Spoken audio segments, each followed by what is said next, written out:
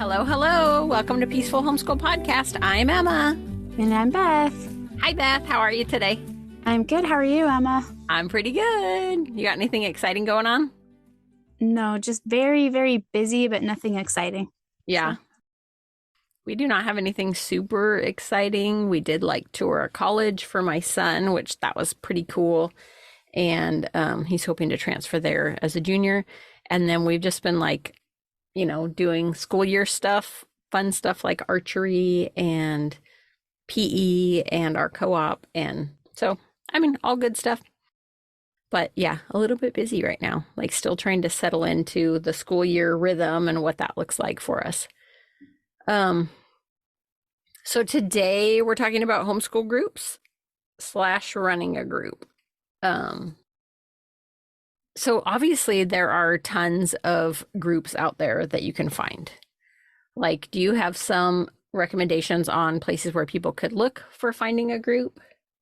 Well, in the past, I don't know where people are this moment doing that, but at Facebook groups and Meetup. Yeah. Those are the places I know of. Yeah, same. And then when I've looked, because we moved last year, I had to look all over again. And, so I just look Facebook group in this city, Facebook group in this county, Facebook group in this state. And then that was able to, I was able to narrow them down some, which is helpful. So what about if you can't find a group that works for you? What are your options? Gee, I have no idea, Emma. I'm just kidding. So obviously you could start a group if you don't find what you're looking for. The other thing is you may find a ton of groups and not find one that works for your family, because there are a lot of groups I tried groups in the past that haven't worked for me back home. And now that I've moved out here, and it's it's not anything bad. It just means, that's just not the right fit, which is totally fine. But if you can't find one, then you could just create one. It's simple as pie. But I realize that can feel daunting to some people. It doesn't have to be hard though. So even though it feels like that would be super hard or a big deal, I have been running groups since my oldest was born. We did a new moms group, and then we kind of transitioned to we're not so new moms group, and then I just moved into doing a regular old moms group. But then as kids started going off to preschool, I was like, oh, wait, hold on. We're not going to preschool. I think around the time my oldest was 2.5, I was like, oh, well, that's not going to work because these kids are starting to go off to school and we're not going to send our kids to school. So then it was time for me to start looking at homeschool groups. And, I helped assistant organize some of the groups. And then when I was pregnant with my youngest, I was like, oh, I need to just start a group closer to home because I didn't want to travel so much with a baby. So I'm just going to share some stuff that I have, some tips that I have been that have helped me to run a successful group. The group that I had back home, on some years, we would have 500 to 600 people. And obviously those people were not participating all the time. And that would be somewhere between 70 and 120 families. But it was a big group. It was a lot to manage. It was a lot of time that I was putting in. But there were definitely things that helped me to make it successful. And, it became this really large group. We ended up not taking over another group. It's not like we were storm the castle. I know, exactly. Nothing like that. Somebody else asked me to take over their group and kind of merge our groups into one. So I did that as well. But it really worked well. And so I'm just going to share some of those tips. And Beth, you chime in however, since I know you're I don't really have the experience with this part, but you could just yell out random stuff at any random time. Blueberries. Yeah, blueberries. Woo! Random stuff. Okay, so I'm just going to start by saying, so I did use Meetup for a lot of years. For me, the the benefit of that, I do not work for Meetup in any way. I'm not getting compensated by Meetup, but the benefit for me was to have a picture of a person along with questions that they've answered. So the names of their kids, a picture that includes them or their kids, so I could find them at an event. Because if they show up at, the pumpkin patch, but no one's ever seen them before, then obviously we can't find them. So I always require a picture and then how old their kids are, their kids' name, and just some interests. And that just helps me as an organizer be able to say, like, oh, you have a kid who's 10 who's into Legos. Guess what? I'm going to help introduce you to some people that have kids around that same age who are into Legos also. So using Meetup for that was really helpful. And especially it helped me to be able to learn names. It also helps other members though, because they were able to see, like, oh, the only people coming to this event are people with high schoolers and I have a 4-year-old. So maybe I'll choose a different event that day where a bunch of younger kids are going. So it really was helpful for everybody in the group to be able to do that. I have looked at other platforms and I just have not found them to be as helpful in organizing events, but they're free, which is awesome. Meetup does charge a fee, especially if you have more than 50 members. It's a higher fee. But I will say too that I have found benefit in charging for a group. And it's never been a large amount. It was $10 for like 10 years or something. And I finally bumped it up to 15 because my husband was like, seriously. $10 a year for 10 years. Yeah. Yes. $10 a year. Just make it, yeah. It wasn't $1 a year. Yeah. No, yes. It was $10 a year. Yes. Yeah. Per family. And the whole point in doing that is because previously the group, the moms group that I took over years earlier, did not have a fee. And there was like 400 members or something, and like 25 members came. So definitely I found benefit in charging a small fee. It could be $5, it could be $10, but it's so funny how people are like, I got to get my $10 worth. I got to show up to those events and I got to do stuff because I paid $10 for this event. And I think it did weed out people that were just looky-loos that actually didn't want. And then you have all these people out there that you don't even know looking at all your information about where your kids are going to be is a little creepy. So it is. I appreciated when I was in your group that you were weeding it out and keeping track of what was going on with that, because it made me feel more comfortable. Yeah, for sure. And I think too that, like you said, like so many people will sign up for groups. Mm-hmm. And I mean, I do that myself. I sign up for groups and then I'm like, oh, those events don't work for me, or nobody's around my kid's age or whatever, but I don't leave the group unless I'm asked to. Yeah. And so like having that be like the only way you can be in there is if you've paid the fee, which again, it was like $10. And all of that helped me to cover meetup fees and gave me a small amount of money, which was literally like, way less than $1,000 a year. And I would use it for, buying supplies for the group, buying name tags for the group, all that stuff. But yeah, it really made a difference in having families that were committed to being in the group instead of like all the randos in the world, What else? So name tags are like a huge deal for me. I love name tags so much. I'm such a goober about it, but it is really helpful to make connections. And if you're at a park or an event or a field trip or whatever, and you go and you're dealing with other parents and other kids, it's good to be able to be like, oh, I recognize this person is in my group, and start a conversation, start building relationship with them, whatever, as opposed to you're just like talking to every random person at the park or every random person at, the field trip. And then you're like, oh, none of those were even in our group. So I spent all this time, talking to them and getting to know them and like, oh, I'll probably never see them again. But name tags for me are like super important. And people always say like learning names is my superpower. And I'm like, okay, that is the lamest superpower ever. Oh no, That's it's so so dumb. cool. No, I wish I had it. You're amazing. I can always remember little kids' names for some reason, but I can never remember the grown-ups. And I'm like, I don't know why, but you're amazing at it. And it was like, I was like crazy amazing. Like, it's a definite superpower and it's so cool. Thank you. But it's also like the lamest superpower. Like, what about invisibility? What about like being able to fly? Like, no, remembering names, like it's lame. But if you're running a group, that is super helpful. I was in a group years and years and years ago where the person in charge actually didn't really care for being with people. And so it made it really tricky to be in a group where she didn't want to talk to people or have anything to do with people. I'm like, gosh, I want to make sure all of our members feel super included. All of our members, like, you know, feel like they have a connection. When you're going in and people are saying your name and they know your kids' names and they know a little bit about you, it makes a difference. And so for me, having those names on there, having their pictures, knowing who's RSVP'd for an event, what their ages are so I can try to spot them at an event or whatever, it really is helpful for making those connections. And Yeah. so Go ahead.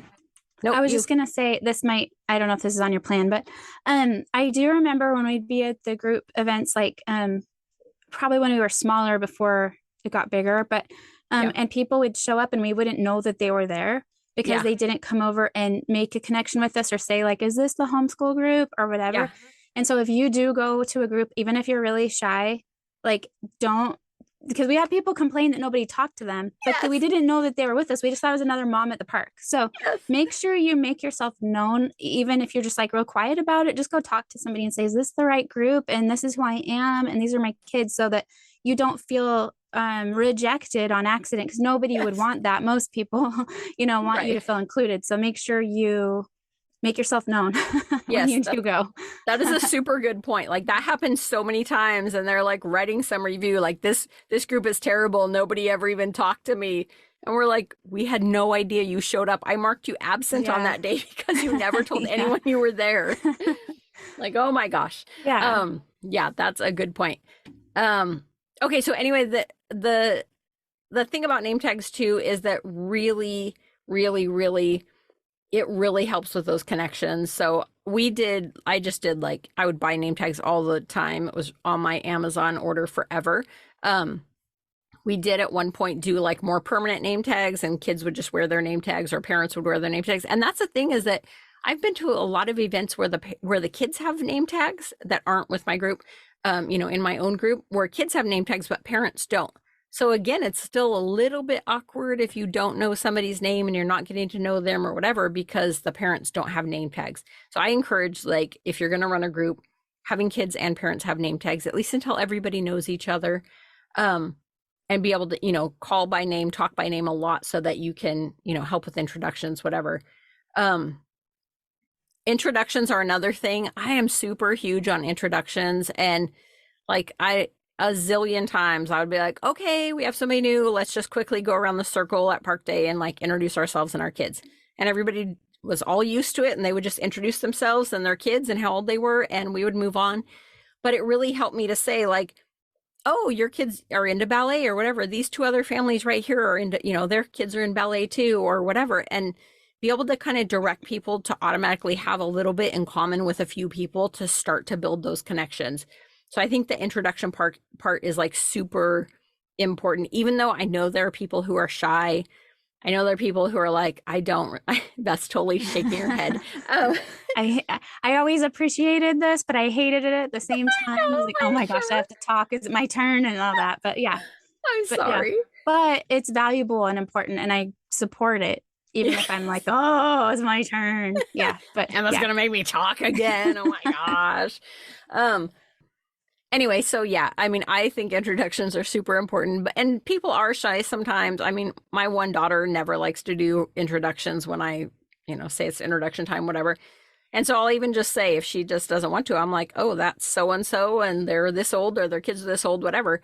But it's fine. It just really helps to make those connections. And it's also good to learn which kids belong to which parents, because if kids are playing at the park and the parents are just like sitting in a giant circle, which is how we run our group back home, you don't know which parents are with which kids. So if your kids are making connections, but you don't even know who the parent was, it's hard to be like, hey, let's hang out later or whatever.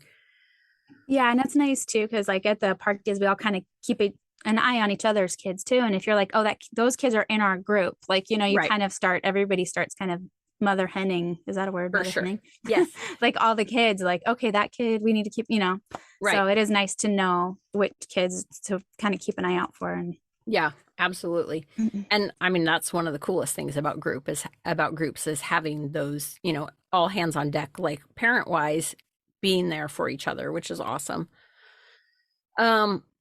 Okay, so rules. I will say my group has always had rules. It's not something fun or something that, is fun to talk about, whatever. But really setting expectations out ahead of time is super helpful. If I'm joining a group and they're like, no breastfeeding is allowed in this group, I'll be like, oh, okay, maybe not the right group for me. No Or if feeding it, your babies. yeah, like no feeding your Why? babies. Why can't you feed the babies? I don't know. We've been in some of our groups, that's how it's been. It's Like, so weird. we want to feed our babies. Come on. But then also there have been some that are like no dads allowed, Yeah, that's which so for weird. whatever reason, if people have that group, set up as their expectation, I would know like maybe that's not the right Yes. group for us Yeah. if my husband comes Yeah. along. And we've had in our group, quite a few different dads who have been long-term members for many, many, many years, more than a And decade, I'm sure. grandpa, we had a grandpa Yes. too. Just like, Yes. and like, it's so neat, honestly, to have the dads there too, because Hmm. it adds a different perspective and they need to pick our brains too. Cause they're like, Yep. hey, I don't know how to deal with this thing for homeschooling or another issue sometimes. Like, and it's so cool to have them part of the team. Like it's Yeah. a group, a team, whatever it is. I Yes. don't know. It's But a team. I've really loved having them there with us. It's really interesting. It's a different dynamic when Yeah. the dads are there, but it's I don't know. I just think it's really neat. Yeah, I agree. And I think it's good for the kids to like Yeah. have those good, healthy interactions with other dads too, not just other Yeah. moms. But also, I mean, sometimes it might be a little bit uncomfortable if we're like talking about a cycle or something. And the dads are like, oh gosh, it's that again. I'll be over here with the other dad. Yeah. Um, anyway, I don't know where I was talking, what I was talking about. Sorry. I No, it's interrupted. totally fine. Oh, rules. That's what I was saying. I think it's super helpful to have expectations set up in advance because Yeah. then people know what to expect, what's okay, what's not okay. I've seen plenty of groups where they're like, no politics are allowed, no talking about this subject, no talking about this subject, whatever. And I'm like, okay, again, that's good to know ahead of time if you don't allow that in your group. In my group, no, we talk about every subject, every bit of politics. We have everybody from like every walk of life, from every, religious denomination or no religious denomination. We have like such an amazing array of people that we've had in that group for so many years. And so I'm like, as long as people are following the rules, quote unquote, then yes, let's have those hard conversations. Let's talk about why we believe differently about these things and let's like get other people's perspective on it. Yeah. So like, go ahead. Yeah, go ahead. I was just gonna say your rules are amazing and I'm excited for other people to hear them because um they really help the boundaries be healthy and safe so that people could feel like, oh, I can speak openly about my opinion and I should have a kind response because that's where it's a safe space or whatever words, whatever. Don't be offended. But anyway, but like it was like really, really awesome because it brought an environment that my kids got to learn about and I got to learn about people from all different walks of life. So even though I'm homeschooling. The part of the reason I'm homeschooling is to protect them from a lot of the things in the world that I'm not in agreement with. And, I still get to have my kids learn about people and love people that have different ideas. And it's so cool. So, Yeah. Emma, you're amazing at doing groups and you have the best rules ever. And I'm excited for everyone to hear. Oh my gosh, stop it. You're killing me. Thank you. No, they're so cool. You guys, So really. Oh my gosh, stop it, Beth. Okay, so rules, expectations, that's like my big thing. So like my two big rules for the group, any group I've ever had. The first one is be kind. That's always like you have to be kind. Like no matter what you do, it has to be kind and you have to be respectful. And so those two rules cover almost everything. If you want to have political discussions, oh yeah, be kind, be respectful. If you want to play tag at the park with your friend, sure, be kind, be respectful. If you want to do anything, be kind, be respectful. Like that covers almost everything. Like I mean, and I kind of write it, I have it written out in longer form. And so I'll just kind of, I don't know, I'm just probably ad-libbing this because I didn't go back and look at my written out rules, but the rules for my group have been pretty simple. The first one is always be kind. Second one's always be respectful. That means being kind to all people. That means being respectful of all people. That means being respectful of the venue we're at, of the person's house we might be at, of someone else's belongings. just being respectful. It includes appropriate behavior, appropriate language, etc. And I think when people know those expectations, and if I see, oh, your kids are cursing at park day, I can bring up, hey, that's one of our expectations, is that people will use appropriate language and they'll recognize that they're setting an example for the younger kids. They're setting an example to other kids. They're setting an example as homeschoolers. And so I find that if kids are doing the same thing repeatedly, that they have to be talked about, then I just let their family know maybe it's not the right group for them. There are lots of other groups out there that might be a better fit. They're like totally cool with cussing or whatever. But I think that, and honestly, like I think plenty of families think, any language is fine. It just doesn't work for my family. Or maybe they dress in a way that's not appropriate for my family or whatever. And there are groups out there that are totally fine with that. But as long as the expectation is set up ahead of time, somebody doesn't come in and go, oh, well, I didn't realize we couldn't use language like that at the park or whatever. Because all of those things, like I can always refer back to, well, you read the rules before you joined and it said, being kind, be respectful, use appropriate language, whatever. And I can see that you're not fitting into those. And so it's good to not say like, your kid's horrible or your kid's whatever. And not that I usually think kids are horrible, but whatever it is, it's good to just automatically, whatever. It's good to just be able to refer back to those rules, because that's really all it comes down to is here's the expectations and you or your kid are outside of those expectations. But I think if it's super important, because if you have expectations, but you don't actually care if people follow them, then people might not trust that your group is a safe and good place for their kids and family to be. And I mean, then it's really not a good and safe place for your family to be if you're not following up with that. So for me, I think it's important to have the expectations set out ahead of time, whether that's about breastfeeding or dads or, appropriate language or whatever. What else?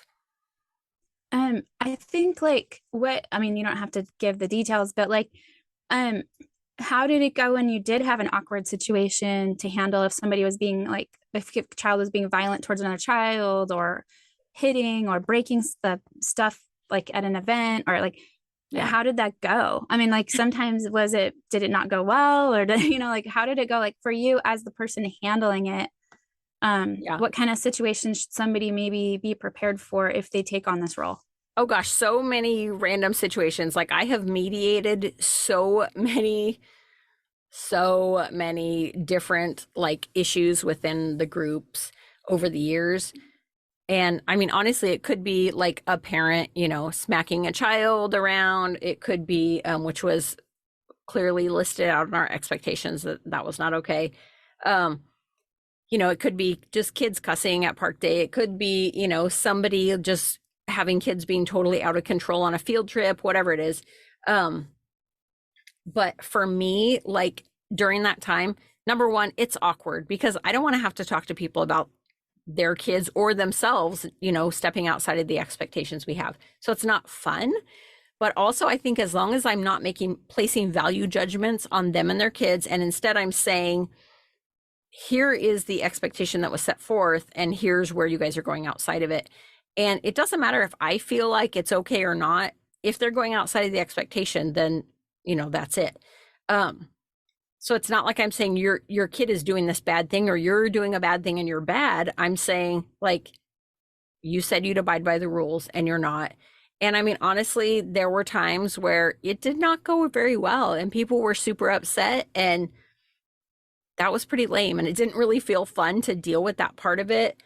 But as long as I was like, okay, well, we said, up front that you weren't going to do this if you're going to be part of our group. So then maybe you're not the best fit for our group. I don't know. It gives people the option to mull it over. It gives them that option though to say, okay, this group is really amazing. Do we want to just work on these issues while we're there so we can participate, or is it just really not the right fit? And so I think that those boundaries that you set were honestly like, just, you did it in a really brilliant way. And I've Thank always, yeah, I've always been like, wow, these are awesome. Whenever I've reread the rules, I'm like, yeah. So, but Oh my gosh. it's really, I don't know. I think that it really is a huge benefit to everyone in the group to have them. And when, especially to you too, when you have to like deal with those broken rules, it Yeah, gives you that to fall back on and to not be the bad guy. It's kind of right, like, for nope, sure. these are the rules. These are the For rules. It's sure. not me. Yeah, It's the it rules. wasn't me So that said it, it was the rules. But I think that's the case. And I think that, like always, I like to give chances. Like if something comes up that I find out, through my kids or through other kids that something has happened at park day or transpired where parents weren't around or whatever, I like to mention it to the parents because I want there to be an opportunity to, fall back into the rules or decide if it's not, a good fit or whatever. But I don't want it to just be like, oh my gosh, no, like your kid was doing this, so now you guys are booted. Instead, it's like, hey, here's the deal. How are you going to address it? Here's what we might want to do during park day to address it, whatever. But I also, because we're talking about rules versus just like behaviors or values or whatever, excuse me, I find it very easy to just at park day or at events or whatever, I like the kids because the people that are reading the rules are the parents. So I like the kids to know those expectations as well. So I have no problem like going up to all the other kids, at park day and saying like, hey, there's kind of been some behavior going on that's not really okay. So I'm just going to remind you guys of what is okay at park day or the kind of behavior that's expected at a field trip and, whatever. And so it really makes it so that they are like, oh yeah, we want to stay in those rules too. And, the group becomes a valuable thing for everybody. And they start to go, oh, wait, I was doing that thing I wasn't supposed to be doing. Let me kind yeah. of get back within the rules so we can continue on with this group and having fun with friends and whatever. Yeah. And they're such healthy rules. It's not like it's it's not constricting. It's really just more like, it's basically be kind to each other, really. That's the Yes, but hello. but it's really nice. It creates a really great environment. The sponsor of today's podcast is actually me, Beth, the co-host of Peaceful Homeschool Podcast and the author of the book, Find Your Homeschool Vibe. It's a book to help you learn how to homeschool without losing your mind. It's currently available on Amazon and soon will be available on Audible if you prefer to listen to books.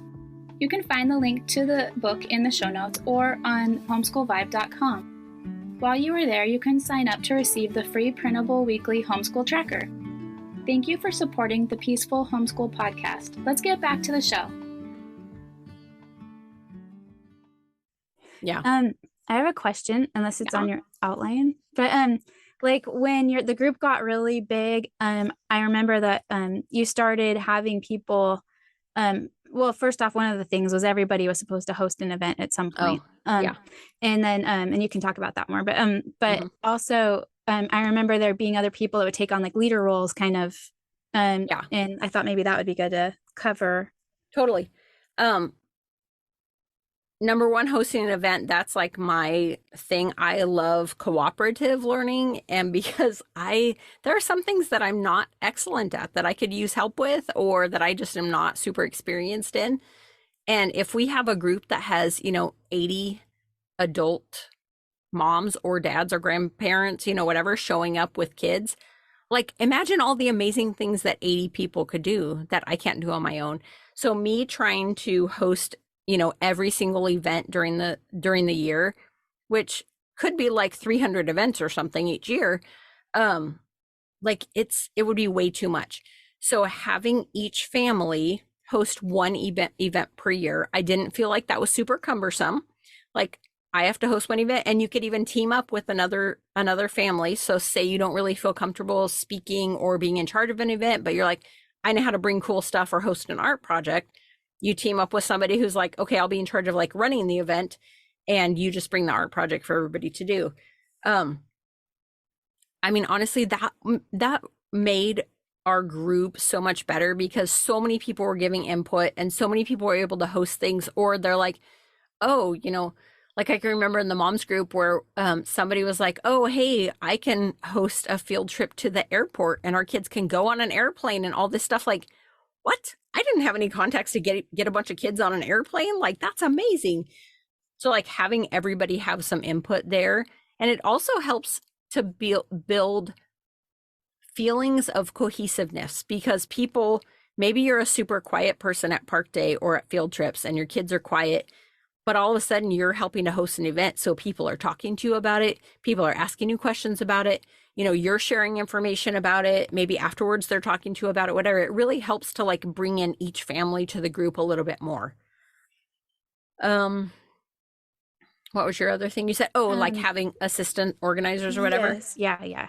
Yeah. So that is another thing that I think is super helpful because again, having that many families in a group and having such a large group with kids from like newborns to, you know, older teenagers, it's really hard to have things that cater to all ages, all interests, you know, whatever. Some people might be like, hey, we want to go to this kind of event. And my kids are like, that's not really something we're into. So I might be like, oh, well, we'd rather go see a play.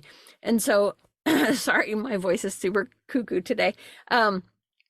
But so that made it so that other people could, you know, help be in charge of stuff as well. And so I had it over the years, different ways. Some of the ways were because we lived in a large metropolitan area. It would be like one person was kind of in charge of hosting stuff in this suburb. Somebody else was kind of in charge of hosting stuff in this suburb. Sometimes it was like this person's in charge of hosting teenage stuff. This person's in charge of hosting mom nights. You know, whatever it was like people could take on whatever roles they were capable of doing. And that just took some stuff off of my plate and made the group more diverse, more enjoyable, you know, more activities that we could all be involved in. So I think for sure being able to, you know, share some of the duties is really awesome. And, you know, in the event that I'm on vacation, there was always somebody else to answer questions or, you know, handle other things, which was super nice. And I appreciated so much. So talking about events, so I am like a cuckoo list maker, which when you're running a group, that comes in a lot of handy because if I'm hosting an event, like I have hosted a gingerbread house making party for, I don't even know, 15 years or so, a really lot of years. And so I know what is needed for a gingerbread making party. And it's not like we all show up and then we're like, oh, we actually don't have the boards to put our stuff on, or we don't have, you know, knives, or we don't have the frosting, or we didn't think to have somebody bring this or whatever. So I just like literally think through, what is this event going to look like? What will be needed at the beginning? What will be needed for younger kids? What will be needed throughout? What will be needed for cleanup? You know, oh, we needed tablecloths also. Oh, we need somebody to help with this. Whatever it was, like literally just step by step, I think through the event and try to think of what is needed in all, you know, in all areas for everyone. And then I just make a list. And that makes it really easy too, because obviously I can't, if we're having 300 events a year, I can't bring everything to every event. And so having lists, you know, if we're doing gingerbread house, I can say, okay, here, graham crackers, and I'll list out 5 people who are bringing a box of graham crackers. Plates, I'm listing out, you know, 2 people who are bringing plates. Whatever else, like having everybody contribute makes them be a part of it. It helps them commit to actually showing up because they know their stuff is needed. And it makes it so that I feel like I can host these giant events with all this awesome stuff without it being like I have to somehow bring enough stuff for 100 people to make gingerbread houses. I mean, there would be no way to continue, you know, it would become too much for me to want to continue doing that. Yeah. And people like participating and they like, you know, feeling like they're part of it. It helps them feel, it always feels good when you chip in. Yeah, So. for sure. For sure. I agree. And a lot of times people do want to help, but unless there's a specific list written out, they don't know how they can help. So Yeah, by I'm writing out a really bad list, at that too. are you? I'm so bad at it. I need directions. Just tell me, I want to help. Just tell me what to do because Yes. I'm really bad. And I mean, seriously, that's where a list comes in handy. If I'm like, I need 6 tablecloths, somebody shows up with 6 tablecloths. like if I make it as specific as possible, it people are happy to like step up and meet those needs. So it makes it good because they people that want to help can help.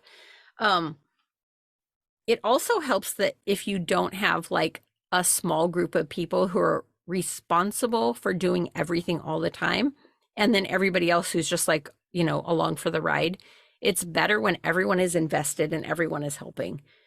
Um, so along with that, along with like making the list for events and like every single like, all of the amazing, awesome events that we've done, like also I like to send out reminders. And I've been in groups where people are like, I'm not going to remind you every time of what you were supposed to bring or what you were supposed to do or when it's going to be or whatever.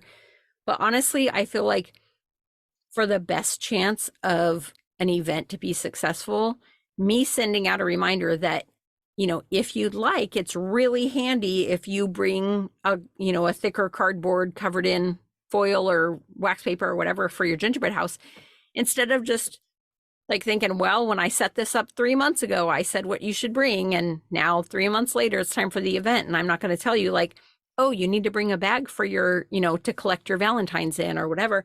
Like things like that, people would forget if I didn't like send out that reminder. And honestly, I want the event to be as successful as possible. I want people to not show up and be like, oh, my poor kid, they're the only one who doesn't have a bag for their Valentine's or who doesn't have something to take their gingerbread house home on or whatever. I want their kids to have an enjoyable time. I want their experience to feel successful. And I want like all of it to be like this fun, amazing learning experience for everybody. So for me, sending out a reminder with, just some last minute tips is not a big deal. And honestly, it really helps the events to go more smoothly. And then for me not to be like at the last minute panicking, like, oh, I didn't remind this person of this. And now I feel like I need to try to help them, fill in the gap of whatever is missing. Oh, it's something else too that is important to mention. I have always had a policy about RSVPing. And there are a couple of reasons for that. One reason is if we're building gingerbread houses and you are bringing all of the knives and you're out of town and you didn't bother to tell anybody, and then we get there and nobody has knives, well, then obviously that's a problem for all 100 people that are there. So part of it is for that, for people to bring what they said they were going to bring. Or if we have paid, if we're paying for a field trip for 40 kids, and there's still 20 kids on the wait list that would like to come, and you and your 5 kids didn't show up, now, a whole other family or 2 other families could have come and joined us, or we have to pay anyway, or whatever. It just creates a situation that's not good. And I mean, honestly, like having to scramble at the last minute at events, like I would rather just be prepared and not be having to scramble.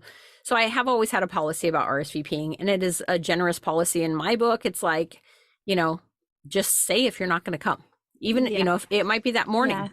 It might be that you text me and say, my car's broken down, my kid is sick, whatever, so that I know even at the last minute, oh, grab some knives from home before I, head out, or stop at the store and, tell somebody else I'm going to be late or whatever. But, just making it so that you have the opportunity to say, I'm not going to be there. It's not like, you must RSVP 72 hours in advance or we're going to charge you a $50 fee or some weird thing like doctor's office do. It's more like, just please let us know because we're depending on you. And sometimes it's not that we're depending on you to bring your stuff. It's that our family was counting on your family being there. Maybe it's that you have a kid that, struggles socially and they know one person is going to be there that accepts them no matter what. And maybe they don't know the other people. Maybe there's, whatever the situation is. Maybe you have a teen and everybody else that's going to be there that day is 4-year-olds. And you're like, wait, it's okay though, because the one other teen's going to be there. So my kid will be like happy to go. And then the other family's like, oh no, we just didn't bother to show up. Like those kind of things. I don't think it's too much to ask people to, to try and keep their word, or at least tell you ahead of time, like, hey, whatever happened, we woke up and we feel crummy. So we're just not going to come. Do your best to communicate. Yeah. Yeah. And my policy has always been like, if you have 3 no shows in a year, then it's probably not the right group for you. But obviously, like, we're all homeschoolers and we like to be flexible, and we have plans change and we decide to go do things at the last minute, whatever. So It's never like a big deal. But if it happens consistently, which is why I always keep track, I'm like, oh my gosh, this one person said they were coming to all these events that, we were counting on them being at for field trip numbers or for supplies or whatever, and they've no-showed like 10 times in the past 3 months. That's a sign that they're probably not going to keep their word. So in that case, I implemented something that was like I can't remember how I worded that now, but it's like not like non-priority, but it's like saying like, you can come to any events that are park days or something that doesn't have a limit or something where I'm not counting on you to bring a super, integral part of it. But if it's something like RSVPing for the first 40 spots of a field trip and we have 100 people who want to go, the person that I can't count on is not going to be included in the first 40 people. Which again, it's not like I want to say like, you can't homeschool in our, you can't be in our group and homeschool anymore. Like, no, I don't want to do that. But we need to be able to count on you too. I'm not sure what else to talk about with that. Do you feel like I covered most of the? Yeah, I think that it's pretty well covered. I think it would be really cool, and this is me asking you on the spot, but if you could do like a blog post on our site and include like the rules, like an outline of the rules and just kind of like a how-to. I did the meetup and just kind of a little thing to give to so people can share that. Yeah. And because your group running skills are amazing, and I think that it'd be so cool if more people could have the kind of group that we've been able to have, and because of what you did. And I think it'd be so cool to be able to have a shareable thing for everybody. It was really cool, and you did a really good job, and I think it is a model to follow. So if it could be shareable like that, like a blog post about it and the rules and all that, just like have a general thing. Totally. And how you accepted the money or whatever it is, like, because it was, I think all of that is really good. So I didn't even talk about money situation, which that's also not fun and takes up so much time.